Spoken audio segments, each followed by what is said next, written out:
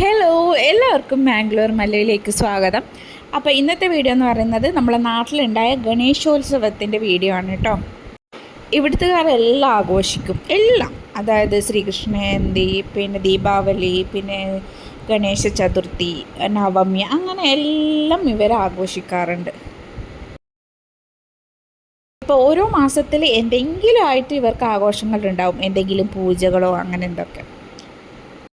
അതിനുവേണ്ടി വീടൊക്കെ നല്ല അടിച്ച് തുടച്ച് വൃത്തിയാക്കി, പിന്നെ പൂജകളൊക്കെ ചെയ്ത് സദ്യയൊക്കെ വച്ച് അങ്ങനെയൊക്കെ. എനിക്ക് ഭയങ്കര ഇഷ്ടമാണ് അങ്ങനത്തെ കൾച്ചറും കാര്യങ്ങൾ. പിന്നെ ഇവർക്ക് പ്രത്യേകമായിട്ട് ഡിഷൊക്കെ ഉണ്ട്. ആ സമയത്ത് ഇവരെന്തൊക്കെയോ എന്താ പറയുക, ഭഗവാനെ നിവേദിക്കാൻ വേണ്ടിയിട്ട് അങ്ങനെ എന്തൊക്കെയോ ആക്കും.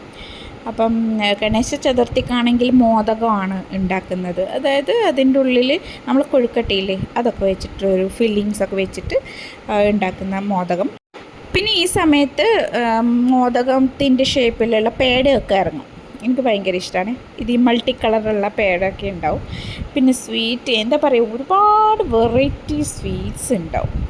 അപ്പോൾ അതിൻ്റെയൊക്കെ വീഡിയോ ഞാൻ പിന്നെ ഇടാവേ. അപ്പം നമ്മൾ ഗണേശോത്സവം ആഘോഷത്തിന് പോയിട്ടുണ്ടായിരുന്നു.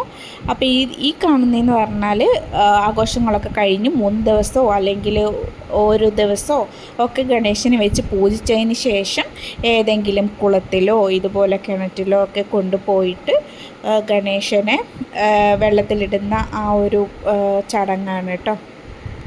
ഇതുപോലെ നവരാത്രിക്കും ദേവിയുടെ രൂപം ഉണ്ടാക്കിയിട്ട് ഇതുപോലെ കുളത്തിൽ പോയി ഒഴുക്കാറുണ്ട്. ഇനി അങ്ങോട്ട് ആഘോഷങ്ങളുടെ വരവായിരിക്കും, നവരാത്രി, ദീപാവലി അങ്ങനെയൊക്കെ. അപ്പോൾ അതിൻ്റെയൊക്കെ വ്ളോഗ് ഞാൻ ചെയ്യുന്നതായിരിക്കും. അപ്പോൾ ഇതെന്ന് പറയുന്നത് കുണുക്ക ഭജനയാണ് കേട്ടോ. ഇവിടെ ഒരുപാട് തരത്തിലുള്ള ഭജനയൊക്കെ ഉണ്ട്. അതിലൊന്നാണ് ഇത്, കുണുക്ക ഭജന എന്ന് പറയും. അതായത് ഭജനയാണ് സംഭവം, പക്ഷേ ഇങ്ങനെ ഡാൻസൊക്കെ കളിച്ചുകൊണ്ടുള്ള ഭജന. അപ്പോൾ ഇതൊക്കെ ഘോഷയാത്രയായിരുന്നു. അപ്പോൾ ഇതൊക്കെ ഉണ്ടായിരുന്നു ഇവിടെ. അപ്പം ഇതൊക്കെ കണ്ട് ഇങ്ങനെ ആസ്വദിച്ചിരിക്കുകയാണ്.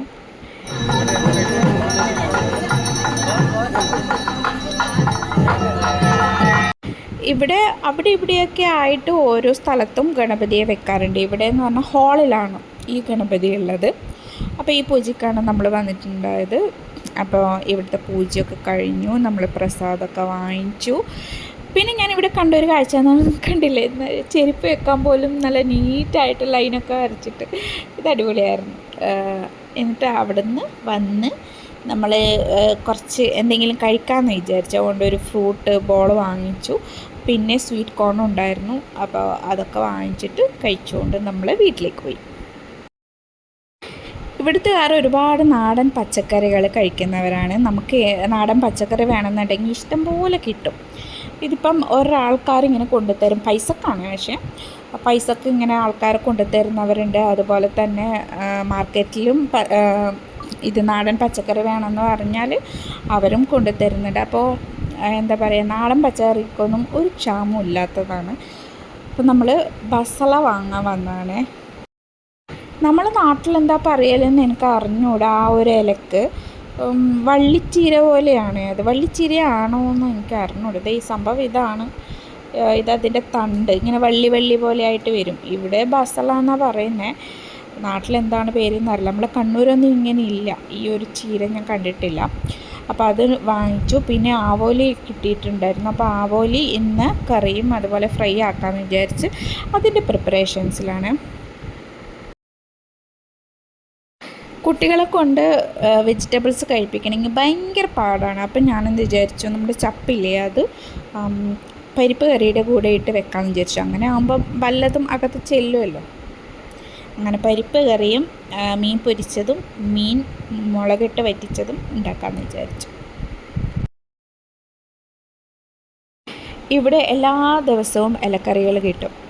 അത് ഉലുവച്ചപ്പായാലും അതുപോലെ തന്നെ സ്പിനച്ച്, അതും അതായത് പാലക്ക് ചീരയും പിന്നെ ഇവിടുത്തെ റെഡ് ചീരയും പിന്നെ അതുപോലെ പച്ചച്ചീര, അങ്ങനെ ഒരുപാട് ചീര. പിന്നെ മുള്ളങ്കി ഉണ്ടല്ലോ, അതായത് നമ്മുടെ മുള്ളങ്കിയും അതിൻ്റെ ഇലയൊക്കെ കിട്ടും. അപ്പോൾ അത് രണ്ടും കറി വെച്ചാൽ, അതായത് വറവിലിട്ടാൽ അടിപൊളിയായിരിക്കും.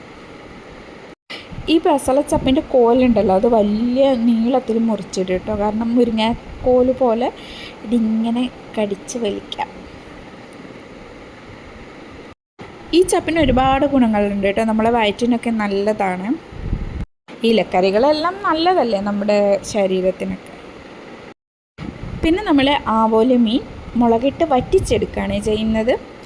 ഇഞ്ചി വെളുത്തുള്ളി അങ്ങനത്തെ സംഭവങ്ങളൊന്നും ഇടുന്നില്ല, സാധാ മസാല ഒക്കെ ഇട്ട് നമ്മൾ വെളിച്ചെണ്ണയിൽ ഇങ്ങനെ വറ്റിച്ചെടുക്കും. പിന്നെന്ന് പറഞ്ഞാൽ മീനുകളുടെ രാജാവ് അതാണ് നമ്മുടെ ഈ ആവോലി മീൻ. എനിക്ക് ഭയങ്കര ഇഷ്ടമാണ്. എനിക്ക് അയക്കൂറേനേക്കാളും എനിക്ക് ഇഷ്ടം ആവോലി മീനാണ്.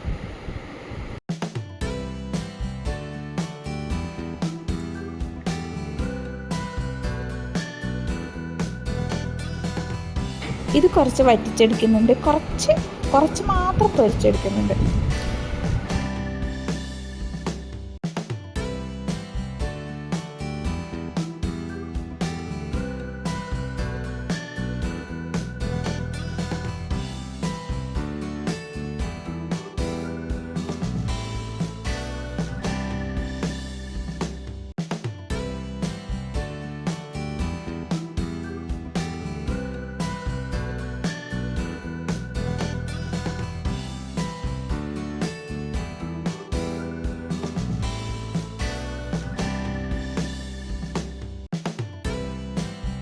അങ്ങനെ നമ്മൾ 3 അടുപ്പിലും 3 കറികൾ ഇങ്ങനെ ഉണ്ടായിക്കൊണ്ടിരിക്കുകയാണ്.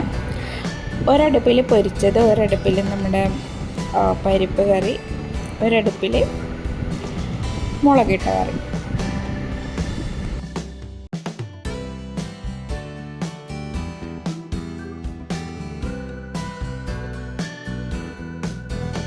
അങ്ങനെ നമ്മളെ മീനൊക്കെ വറ്റി വന്നിട്ടുണ്ട്. ഇനി വെളിച്ചെണ്ണ ഒഴിച്ചിട്ട് നമുക്കിങ്ങനെ ചുറ്റിച്ചെടുക്കാം. അങ്ങനെ എൻ്റെ ചോറും കറികളൊക്കെ ആയി. അപ്പം ഞാൻ ഊണ് കഴിക്കാൻ പോകട്ടെ.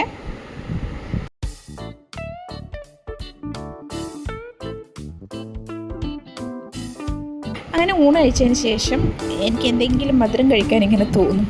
അങ്ങനെ എല്ലാ ദിവസവും അല്ല, എന്നാലും വല്ലപ്പോഴൊക്കെ. അപ്പോൾ ഇന്ന് ലഡു ഉണ്ടായി, അപ്പോൾ ലഡു കഴിച്ചു. പിന്നെ നമ്മൾക്ക് രാത്രി ഒരു ഫങ്ഷൻ ഉണ്ടായിരുന്നു, അപ്പോൾ അതിന് പോവാണ്. പിന്നെ അവിടെ നിന്ന് പോയിട്ട് വേണം അവിടുത്തെ ഫുഡ് അടിക്കാൻ. ഒരു സിമ്പിൾ ഫങ്ഷനാണ്. അപ്പം അവിടെ എത്തി ഫുഡ് അടിക്കുകയാണ്. മെയിനായിട്ട് ഇഡ്ഡലിയാണ് ഉണ്ടായിരുന്നത്. ഇഡ്ഡലി അപ്പമൊക്കെ ഉണ്ടായിരുന്നു. ഞാൻ ഇഡ്ഡലിയാണ് എടുത്തത്. പിന്നെ ഈ കറുത്ത കളറുണ്ടല്ലോ, അതെന്ന് പറഞ്ഞാൽ സോസൊക്കെ ഒഴിച്ച് ചില്ലി ചിക്കനാണെന്ന് തോന്നുന്നു, സോസൊക്കെ ഒഴിച്ച്. പിന്നെ ഇതെന്ന് പറഞ്ഞാൽ മട്ടൺ ലിവർ ഫ്രൈ ആണോ എന്തോ ഒരു കറി. പിന്നെ ചിക്കൻ പൊരിച്ചത്, പിന്നെ മട്ടൺ സുക്കാണ്, അങ്ങനെ എന്തോ പറഞ്ഞിട്ട് എന്തൊക്കെ കുറച്ച് കറികളൊക്കെ ഉണ്ടായിരുന്നു. മാംഗ്ലൂരിൻ്റെ സ്പെഷ്യൽ കറികളൊക്കെയാണ്, അതുകൊണ്ട് എനിക്ക് കൂടുതലായിട്ട് പറയാനറിയില്ല. അപ്പോൾ ഈ വീഡിയോ നിങ്ങൾക്ക് ഇഷ്ടമായെങ്കിൽ ഈ ചാനൽ എന്തായാലും സബ്സ്ക്രൈബ് ചെയ്ത് സപ്പോർട്ട് ചെയ്യണം. അപ്പോൾ നെക്സ്റ്റ് വീഡിയോയിൽ കാണാം. അതുവരെ ബൈ.